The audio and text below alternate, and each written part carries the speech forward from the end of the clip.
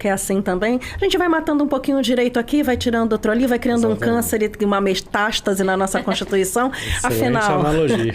A gente ainda tem salvação? Como é que é? Dentro de toda essa história que a gente viveu, a nossa Constituinte desde 88 já foi tão emendada, Sim. já foi tão retalhada e literalmente, né?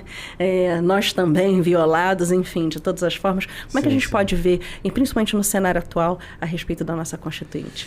Então, a analogia foi muito feliz, é exatamente esse momento que a gente vive.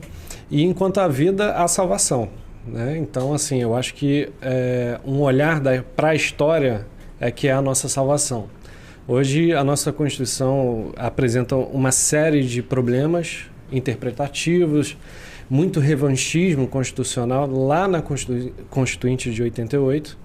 E a gente tem que pegar o que a gente já teve de bom no nosso país. E o que nós tivemos de bom foi a nossa independência e a primeira Constituição Imperial de 1824, que eu considero a melhor das constituições, porque ela nos torna brasileiros, ela nos dá uma certidão de nascimento brasileira. Antes éramos reino e império português. Então, com a vinda de Dom João VI, ele inaugura o império, né, onde a sede era aqui no Rio de Janeiro, de todo o reino de Portugal e colônias e Brasil, e depois vem a independência com seu filho Dom Pedro I. Dom Pedro I faz uma constituinte, onde vários sábios como Andrade Silva, eles têm um ideal, aí vem dos Founding Fathers dos Estados Unidos. Então, o Brasil já nasce com um modelo de Constituição dos Estados Unidos, do Thomas Jefferson, de grandes Founding Fathers ali dos Estados Unidos. E essa Constituição de 1824, ela consagra vários direitos, como, por exemplo, o direito à liberdade de imprensa, sagrado. Tanto é que existiam caricaturas. Esse já caiu. Basicamente. É porque a Constituição de 88, a gente vai chegar lá, ela é muito condicionada. Olha, existe propriedade, mas existe liberdade de imprensa, mas sempre é uma condição. O mais é praticamente as 3 palavras do diabo, né? Exatamente. E se? Não, tá entendendo? Então, a nossa Constituição de 1824, ela proporcionou uma série de direitos de propriedade privada sagrada, sem condicionante nenhuma, de livre iniciativa, de trabalho, de emprego. Então, tanto é que o Brasil ele crescia 60% do PIB dos Estados Unidos.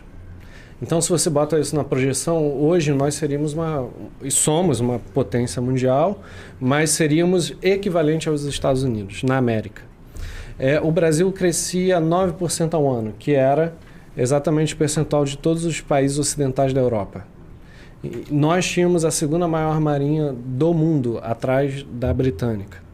Dom Pedro II pega o Brasil com 90% de analfabetos e entrega com menos de 50% de analfabetos. Esse número aumentou bastante de lá para cá. Sim, exatamente.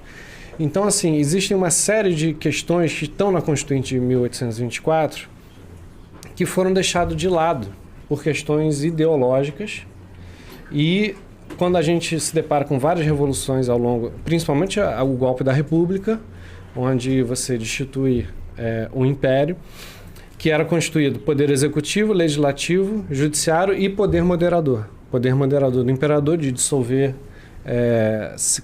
congresso, de dissolver câmara. Esse aí disseram que ainda está rolando. Eu vi um ministro falando alguma coisa a esse respeito. Acaba que você importa, mas sem encaixar corretamente esse conceito do poder moderador, né?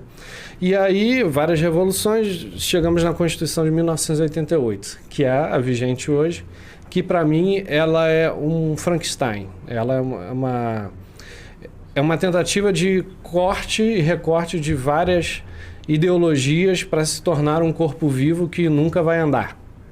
Então, esse é o problema na raiz do Brasil, é a nossa Constituição. Ela vem de um revanchismo muito grande da ditadura.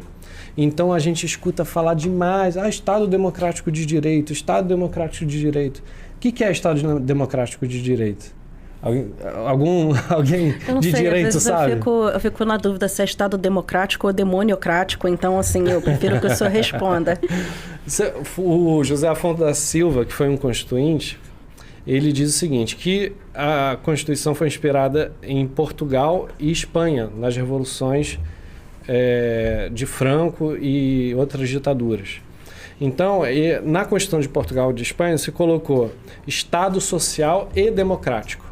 O Brasil importa isso, e vem José Afonso da Silva e fala o seguinte, não vamos colocar Estado social e democrático, vamos colocar Estado democrático de direito, porque é a institucionalização da social-democracia do bem-estar, que foi inspirada num ideólogo espanhol socialista. Então, o Estado democrático de direito, Estado democrático de direito, ele, na verdade, a essência dele é um ideal socialista. Então, a gente já tem uma série de revanchismos de bem-estar social e ideológico na Constituição. Existem coisas boas? Obviamente existem coisas boas. Mas o poder moderador não existe constitucionalmente, apesar que na prática ele existe. Uma outra questão da Constituição de 88 é que ela não consegue dialogar com os três poderes. Ela fala que os três poderes têm que ser harmônicos entre si, isso está no texto. E quando um poder se sobressai e engole o outro, ele deixa de ser harmônico. E quem vai mitigar ou quem vai policiar isso? Seria o poder moderador do imperador lá da Constituição de 1824. Ele poderia dissolver juízes, ele poderia dissolver o Congresso, ele poderia chamar novas eleições. Então tem que ter um olhar de crítica, né? Sem medo de qualquer coisa, criticarmos e termos um olhar histórico, né? De como solução. Eu gostei muito do seu broche, doutor.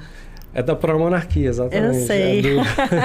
Eu fui no encontro agora que teve da Pró-Monarquia. Ótimo, me convide da próxima vez que eu vou também. Inclusive, esse livro aqui é o seu terceiro volume, Mulheres Extraordinárias. Aqui eu estou falando sobre um outro vulto feminino, mas o segundo eu fiz questão de falar sobre a Imperatriz Maria Leopoldina. Que foi uma grande mulher. A primeira chefe de Estado de todas as Américas. Uma mulher que peitou a mais temida Carlota Joaquina e teve voz, né, como autoridade, né, num país como nenhuma outra, talvez até hoje tenha tido. A gente tem historiador que fala que a gente deve mais a independência do Brasil a ela do que a Dom Pedro I. Que era um guerreiro, mas a Leopoldina era a grande intelectual por trás. Nunca vou esquecer dos sapatinhos que não quiseram deixar sequer a poeira aqui, né? Enfim, de qualquer forma, eu fico muito feliz de tê-lo recebido e, claro, espero que a gente volte a falar sobre isso, porque a gente está vivendo uma série de coisas no nosso universo e não é só aqui no Brasil, sim, né? E, enfim, seria muito bacana a gente poder ver, porque, inclusive, dentro da história, né, quando o doutor falou sobre a ditadura e tudo mais, na verdade, a gente termina, mais recentemente, uma Segunda Guerra, já com um Brasil totalmente vermelho, né, com sim, um projeto de se manter dessa forma e conquistado, mesmo que durante anos. Vamos conversar sobre isso, mas sim, eu vou terminar agora esse próximo bloco e sigam os nossos convidados, eles já estão por aqui e eu fico aguardando vocês. Até mais. Até mais.